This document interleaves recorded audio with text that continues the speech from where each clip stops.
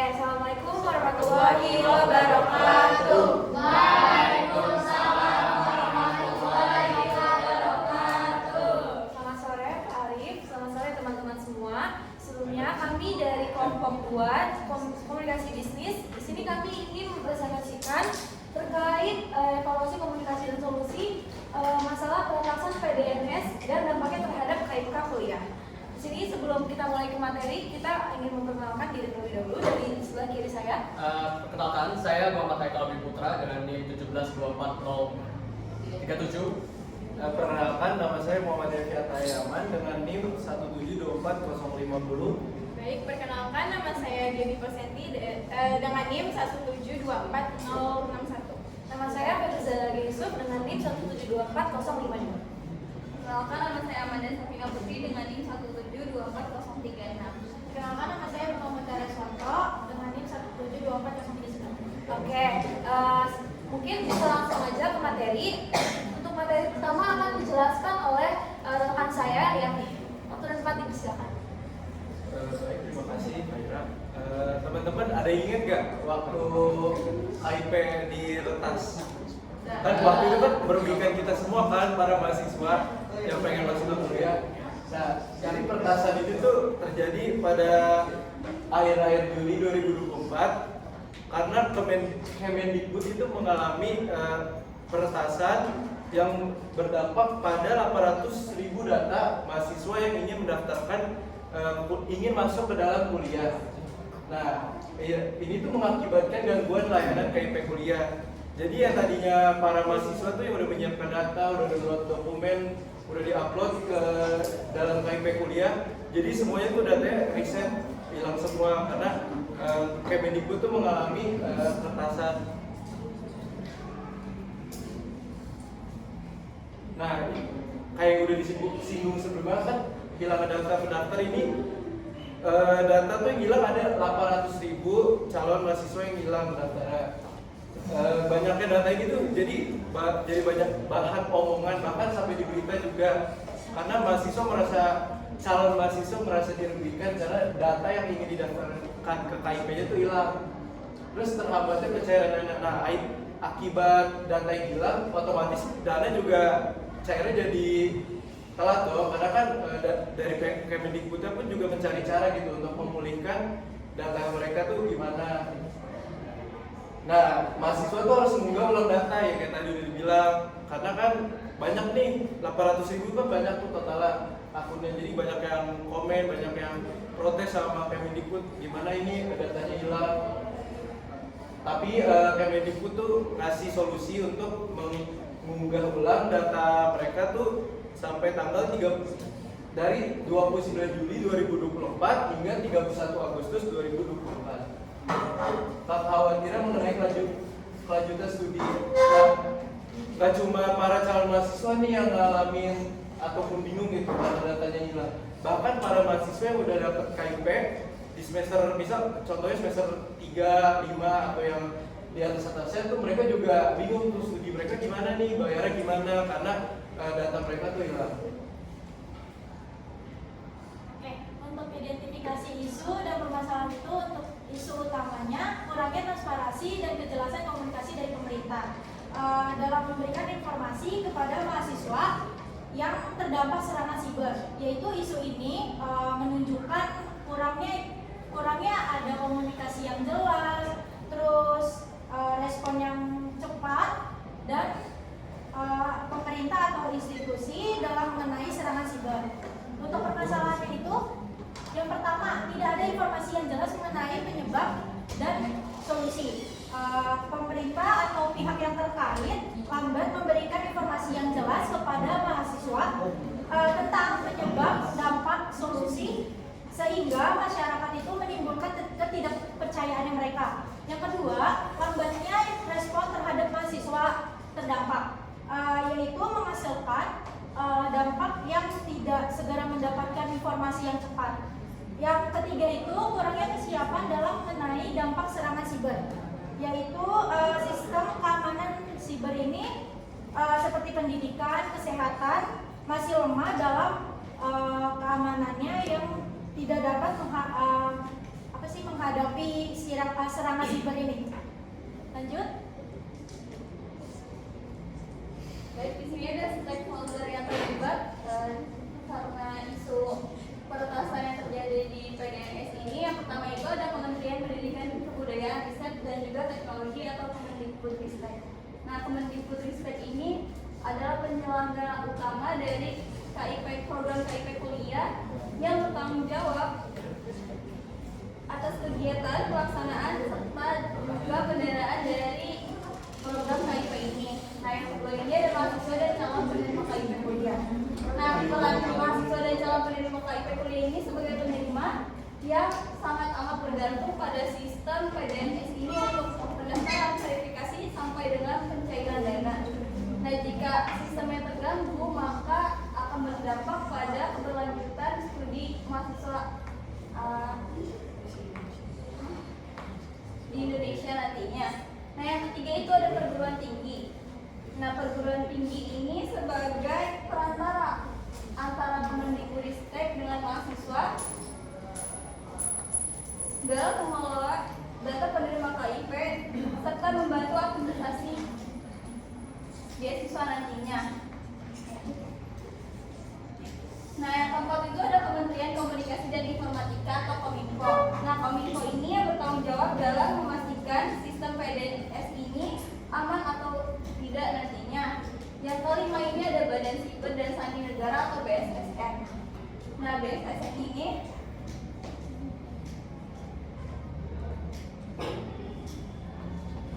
adalah lembaga utama yang menjaga keamanan siber nasional, dan BSSN ini yang menangani permasalahan peretasan yang terjadi pada kasus PDNS ini. Nah, yang keenam itu ada media dan masyarakat. Nah, media ini berperan sebagai membantu menyampaikan informasi perkembangan tentang kasus ini dan masyarakat yang mengawasi transparansi pemerintah dalam menangani kasus ini nantinya. Nah, di sini berikutnya ada evaluasi dari komunikasi di kasus KIP ini. Yang pertama, kita harus tahu dulu nih ciri-ciri komunikasi yang baik dalam kasus ini itu kayak gimana ya. Jadi, yang pertama itu harus jelas dan tidak ambigu, di mana dalam kasus ini pemerintah itu tidak jelas dalam memberikan informasi terkait KIP ini. Yang kedua, tepat waktu. Pemerintah itu tidak langsung cepat tanggap untuk menginformasikan kepada mahasiswa-mahasiswa yang terdampak KIP ini. Yang ketiga itu ada transparansi dan informatif, di mana pada kasus ini pemerintah itu tidak transparan, tidak menginformasikan penyebab kenapa terjadinya peretasan si KIP tersebut, dan juga pemerintah juga tidak memberikan solusi kepada khalayak umum sehingga banyak orang yang kebingungan. Yang keempat, responsif terhadap pertanyaan. Nah, di sini pemerintah juga tidak responsif kepada pertanyaan-pertanyaan yang disampaikan oleh mahasiswa, sehingga banyak mahasiswa itu yang mengalami kebingungan. Jadi bisa disimpulkan ya, penyimpangan komunikasi yang terjadi pada kasus ini, yang pertama itu pemerintah kurang jelas dalam memberikan informasi. Yang kedua, pemerintah tidak transparan terkait penyebab kenapa peretasan itu bisa terjadi. Dan yang ketiga, pemerintah juga lambat dalam merespons dan juga menanggapi mahasiswa-mahasiswa yang terdampak. Oke, makasih. Di sini ada proses komunikasi dalam gangguan layanan KIP kuliah. Yang maksudnya yang tahu pengumuman resmi dari Kemendikbudristek. Kira-kira teman-teman bisa tahu gak Kemendikbudristek ini apa? Singkatannya. Enggak, maksudnya ya kepanjangannya maksudnya. Kepanjangannya. Kira-kira ada yang tahu gak? Ayo yang tahu. Ya, angkat tangan.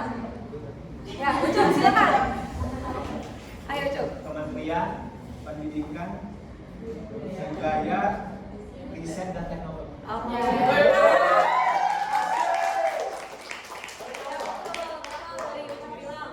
Ini ada POV dari Kemendikbudristeknya sendiri. Di sini Kemendikbudristek itu menjadi sender, menjadi pengirim informasi dari KMK kuliah. Jadi mereka menjabarkan bahwa informasi terkait gangguan kuliah itu apa aja.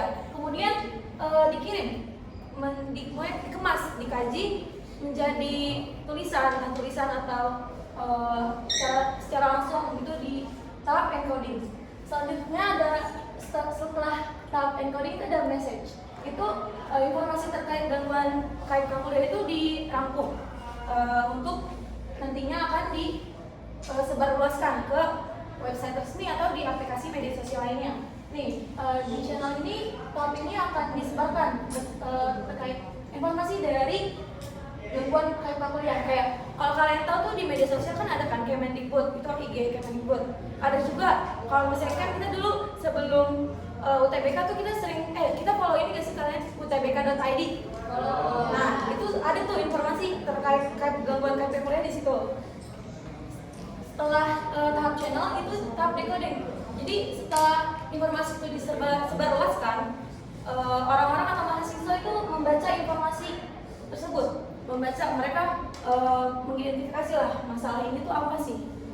Selanjutnya ada receiver, ini menerima. Jadi mereka menerima entah apa sih permasalahan itu, mereka masih belum tahu pasti gitu. Selanjutnya ada respons. Ini mahasiswa bertanya-tanya sebenarnya apa sih masalah ini tuh bagaimana, karena mereka butuh kejelasan dong, karena informasinya mungkin kurang jelas. Selanjutnya ada feedback. Kemendikbudristek ini menyampaikan klarifikasi terkait pertanyaan-pertanyaan yang mahasiswa lontarkan di tahap respons. Oke, bisa lanjut, next. Nah, setelah tahap Kemendikbudristek pastinya ada ada yang memberi informasi dari perguruan tinggi ke mahasiswanya dong. Di sini dari perguruan tinggi itu mendapatkan informasi dari Kemendikbudristek atau pihak atas yang menginformasikannya kembali ke mahasiswa. Ini encoding ini dirangkumlah, diumumkan ke mahasiswa-mahasiswanya bisa melalui lembaran kertas atau broadcast WhatsApp, itu bisa. Selanjutnya ada message, pemberitahuan kepada mahasiswa. Nah, tahap ini dari pengumuman kampus langsung ke pemberitahuan kepada mahasiswa. Selanjutnya ada channel ini, nah yang saya bilang tadi nih. Tapi tadi saya jelasin cepetan ya, kayak langsung ke ini, tapi ya ini prosesnya tuh seperti ini kira-kira tahapnya. Selanjutnya mahasiswa membaca dong informasi terkait gangguan dari KMK kuliah ini melalui grup atau website dari kampus. Setelah decoding ini ada receiver, ini menerima. Setelah receiver ini ada respons. Mahasiswa masih bertanya-tanya, apa sih permasalahannya, apa sih mengapa bisa 800.000 data itu diretas oleh pihak yang tidak bertanggung jawab. Selanjutnya ada feedback. Kampus menyampaikan ke Kemendikbudristek. Jadi di sini kampus merangkum kembali pertanyaan-pertanyaan dari mahasiswa yang nantinya akan disampaikan ke Kemendikbudristek. Lanjut. Oke, lanjut. Selanjutnya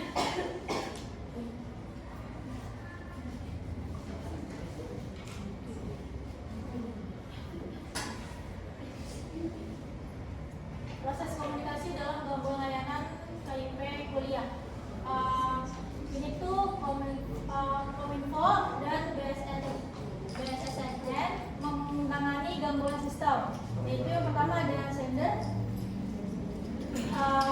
Kemendikbudristek dan kampus. Terus langsung dilaporkan ke dokumen ke Kominfo dan BSN. Terus ke message, lalu ke channel, terus ke recording, ke research, respon atau langsung ke feedback, yaitu dari sender mengirim laporan ke dokumen ke BSSN, terus laporan gangguan sistem dan solusinya, terus langsung rapat organisasi antar ke kementerian, terus langsung menganalisis laporan, habis gitu menangani masalah, respon dari komunitas KIP kuliah ini apa, terus langsung hasil perbaikan dilaporkan kembali ke Kemendikbud. Iya. Lanjut. Nah selanjutnya di sini ada media yang menyebarkan informasi publik. Sendernya itu berupa media informasi itu sendiri, bisa berupa media yang dari digital ya kayak Kumparan, Detik.com dan lain sebagainya, terus juga bisa dari televisi. Encodingnya berupa jurnalis yang mengolah informasi dan mengumpulkan data, sehingga message-nya di sini berupa laporan gangguan KIP tersebut serta respons dari pemerintah. Lalu setelah itu ada channelnya ini bisa berupa berita yang disiarkan di TV atau juga berita yang ada di media-media digital. Decodingnya berupa masyarakat di sini yang menonton beritanya lewat TV ataupun handphone, terserah di mana aja. Dan receivernya ini masyarakat umum. Kalau lebih persempit lagi itu orang tua murid yang terdampak KIP tersebut dan juga mahasiswa yang terdampak. Dan akhirnya responsnya di sini mereka merespons serta beropini dan juga bertanya-tanya gitu. Contohnya kayak nanya kenapa kok bisa sampai diretas KIP-nya atau solusi apa sih yang bisa dilakukan oleh pemerintah gitu, sehingga di sini pemerintah memberikan feedback. Feedbacknya berupa klarifikasi dan juga penjelasan yang terkait solusi apa yang akan diberikan ke depannya. Selanjutnya izin menjelaskan proses komunikasi dari masyarakat ke pemerintah. Yang pertama ada sendernya. Sendernya ini adalah mahasiswa atau masyarakat yang mengalami permasalahan KIPK tersebut. Setelah sender ada encoding. Encoding ini mahasiswa atau masyarakat tersebut melakukan protes, dapat berupa petisi ataupun demonstrasi. Lanjut ada ke message. Nah, message ini tuntutan kepada pemerintah. Jadi isinya tuh apa aja sih yang sudah dikeluarkan oleh mahasiswa. Lalu selanjutnya ada channel. Channel ini dapat berupa demonstrasi tadi ataupun petisi ataupun melalui media sosial. Setelah channel ada decoding. Nah, pemerintah ini menerima kritik melalui decoding ini. Lalu setelah decoding ada receiver. Nah, receiver ini dapat berupa Kemendikbudristek, BSSN sama Kominfo. Nah, setelah dari receiver lanjut ke respons. Nah, pemerintah ini menerima kritikan dari mahasiswa dan mempercepat perbaikan yang telah dikomplain oleh mahasiswa tersebut. Setelah itu ada feedback. Nah, masyarakat atau mahasiswa ini menilai apakah sudah sesuai dengan komplain yang sudah dikeluarkan tadi oleh mahasiswa atau masyarakat. Lanjut. Nah, di sini ada rekomendasi perbaikan komunikasi. Yang pertama ada peningkatan komunikasi dua arah. Pemerintah bisa mendengarkan ataupun memberi solusi melalui komunikasi dua arah ini, dapat melalui media sosial ataupun platform lain. Lalu ada pemanfaatan media sosial dapat berupa Instagram, TikTok ataupun sejenisnya yang dikonsumsi oleh khalayak umum. Lalu ada melakukan kampanye edukasi. Mahasiswa bisa melakukan kampanye edukasi dan pemerintah melakukan kampanye edukasi ke mahasiswa. Lanjut, ada dokumentasi dan publikasi laporan. Ini pemerintah dapat mempublikasi laporan yang apa sih yang sudah dilakukan, apa sih upaya pemerintah yang sudah dilakukan atau diimplementasikan. Lanjut ada pengembangan protokol dan komunikasi serta pelatihan dan penguatan tim komunikasi krisis. Ini untuk mengatasi cyber yang terjadi di KIPK tersebut. Lanjut ada sistem komunikasi darurat yang lebih cepat. Nah, ini pemerintah dapat membuat seperti platform yang menghubungkan antara mahasiswa, pemerintah, dan lembaga pendidikan agar komunikasi mereka itu dapat tersampaikan. Dan yang terakhir ada sumber daya khusus untuk responder. Nah, di sini itu agar mahasiswa dan pemerintah dapat berkomunikasi secara khusus dan personal seperti itu.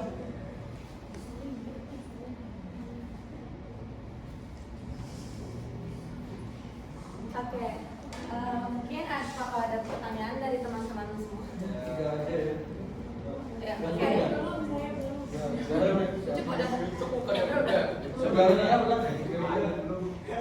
Yaudah dari Chandra dulu. Itu coba ke slide pertama yang baik deh. Kenalan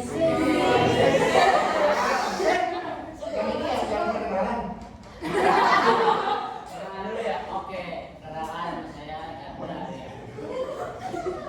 Nah, dia ini dari kelompok pertama.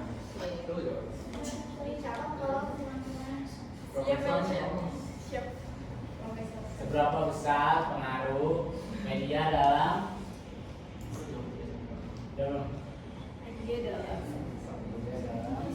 opini publik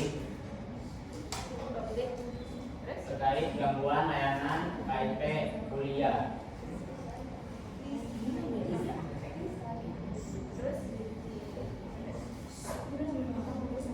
Iya, tampil dulu. Ucup.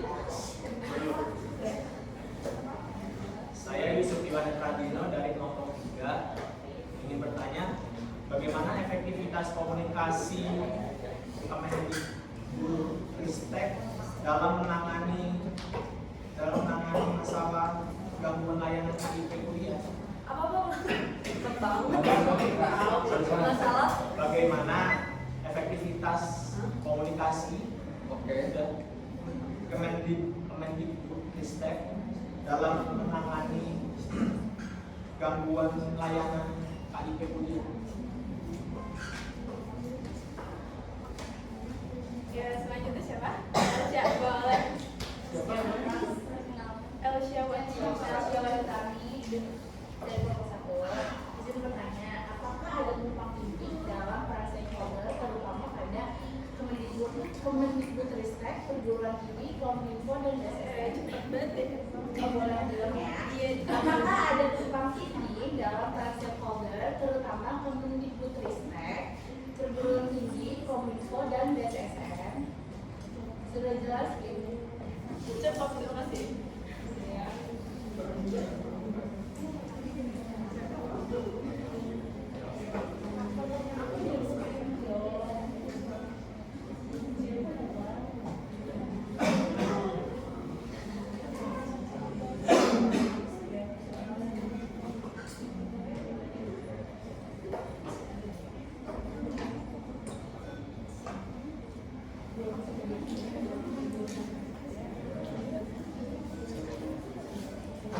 Oke, izin menjawab ya dari pertanyaan Chandra yang pertama. Kalau nggak salah pertanyaannya, seberapa besar pengaruh media dalam membentuk opini publik terkait gangguan layanan KIP kuliah?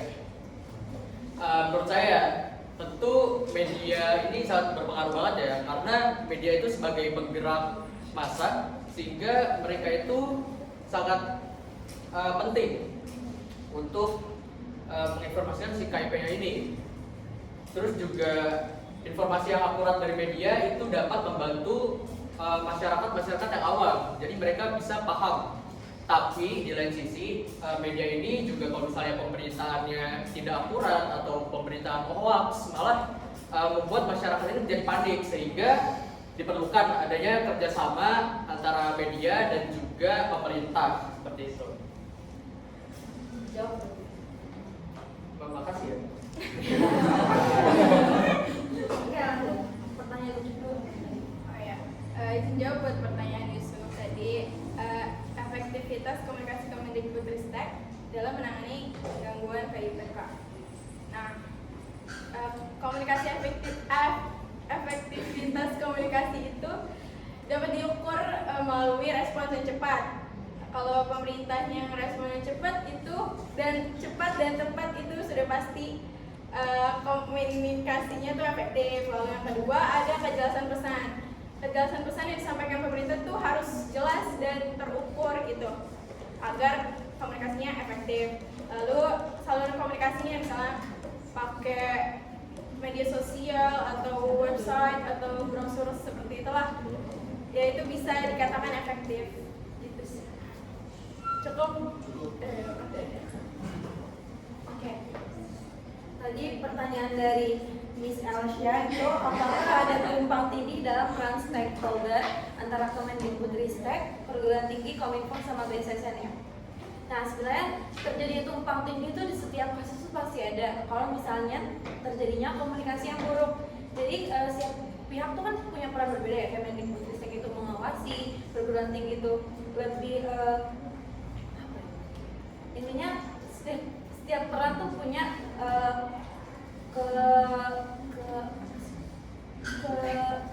setiap pihak tuh punya peran yang beda salah. Nah jadi itu kalau misalnya tanpa komunikasi yang baik bisa jadi terjadi koordinasi yang buruk. Nah informasi itu bisa tidak sinkron dan membingungkan mahasiswa. Jadi bisa aja terjadinya tumpang tindih. Jelas dari Elsia. Jelas kayak terima kasih. Oke, baik. Cukup sekian presentasi yang dapat kami sampaikan. Kurang lebihnya mohon maaf. Wassalamualaikum warahmatullahi wabarakatuh.